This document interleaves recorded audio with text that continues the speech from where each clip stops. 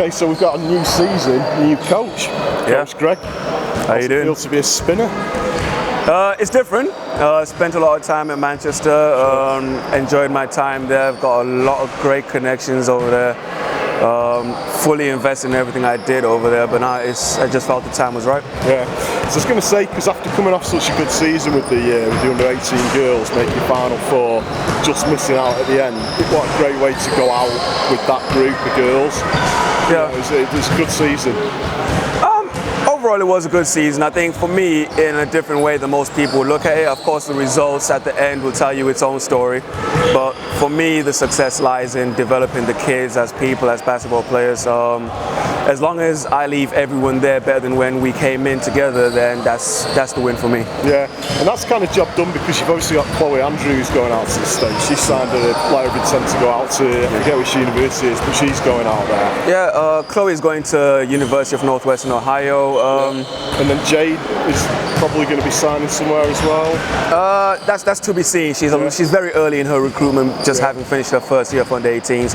But again, coaches can only do so much. You know, the kid has to be willing to do the work, come in their extra time. There's only so much you can do in the allotted practice hours. You know, the way basketball is in this country. Sure. But those are two examples of kids that did above and beyond what they were required to do, and the results show. Yeah, and it must be good to feel part of that journey because you know when they get out there or whatever they do, if they make it to a pro level later on, you've been part of that journey. So that's something for you to go, yeah. That started off with me, and you know they've done what they've done. Yeah, there's an element to that. It's nice and rewarding, but the other side of it is that there has to be a quick transition to the next one because you know there's always another kid that you want to get to the next step. There's a lot of kids that we left in that program that have massive potential. You know, kids with national team potential, kids with potential to go to the States. That's across the program, boys and girls, from the 18s down all the way down to the under 12s, where Joe Forbes is doing an awesome job. But at the moment now, the focus has shifted to working with the older guys and integrating some graduated juniors into the program, teaching them the ropes, getting them ready to compete at a higher level, and that's where I'm going to be earning my stripes for the next foreseeable future. I mean, the minute you walk into this gym with the Spinners, it's such a friendly, welcoming, family kind of environment. And you know, you just look around now, the kids are all having a great time talking to the seniors, everyone's on a level. Is that something that was a big draw to you, deciding to come up here and take on this role as well? Oh, absolutely. I mean, anywhere I go, that's possibly one of the first things you have to look at. Everybody has to be comfortable in the environment, happy to do what they're doing. You know, once you have that in place, everything else falls together. If it's a tense environment or you're working in isolation, it's very hard to achieve the results you want. But we've got good veterans in the squad. We brought in the likes of Danny Pilkington, who came over from Manchester as well. Josh Horton, same. And Connor Porter, who's very important, I think, for the ethos of the club, being a local kid, having been in the program in the past. He's going to set the tone for a lot of what we want to do, especially with my basketball philosophy as well. He's a very good defensive player. He's going to set the tone for the younger players to understand what it's like to be a senior player. And having those guys around is a massive bonus for me. I mean, when I sort of looked down the roster and spoke to a guy and saw who was actually coming up this year, on paper, that's a really strong looking squad. I mean, you could almost say that these guys could do some damage against teams in a higher league, you know? I mean, there's some great players here, so there's no reason why it shouldn't be a great season. Of course, we have big aspirations, but again, for us, it's a long-term thing. Getting good results this season can be a great draw for the community to come in and watch us, but we can't lose focus of our long-term goal. You know, we want to build a sustainable program. We want to have a pathway for the kids in Bury, in North Manchester, and Lancashire at large to come through.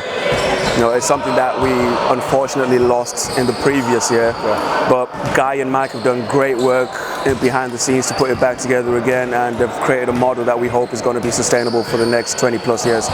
Why do you think it is that the game seems to still struggle with the mainstream media? I mean, it drives me mad because obviously we know the stats is the second most played sport for kids in the UK. you just see the hundreds of kids there at clubs like this, the Magic, and even the Giants. And we've got Bellevue, we've got facilities left, right, and centre. Why is it that it just doesn't seem to tip over into kind of the mainstream type interest level that in football and sports like that? It's a question I've thought about a lot in the past, and the answer I come up with in my own head is that while the on-court product obviously plays a part, there's a lot that goes on off the court that we're probably not in tune with as much as we need to be. Something like this can have a great impact in the visibility of the sport. People might not know that we exist in Whitefield. Yeah. So having this out there, someone might be scrolling down their timeline and have a look and think I might want to go and have a look at a game on the weekend, for example. So it's the engagement outside of your Saturday, Sunday game days, which is lacking at the minute.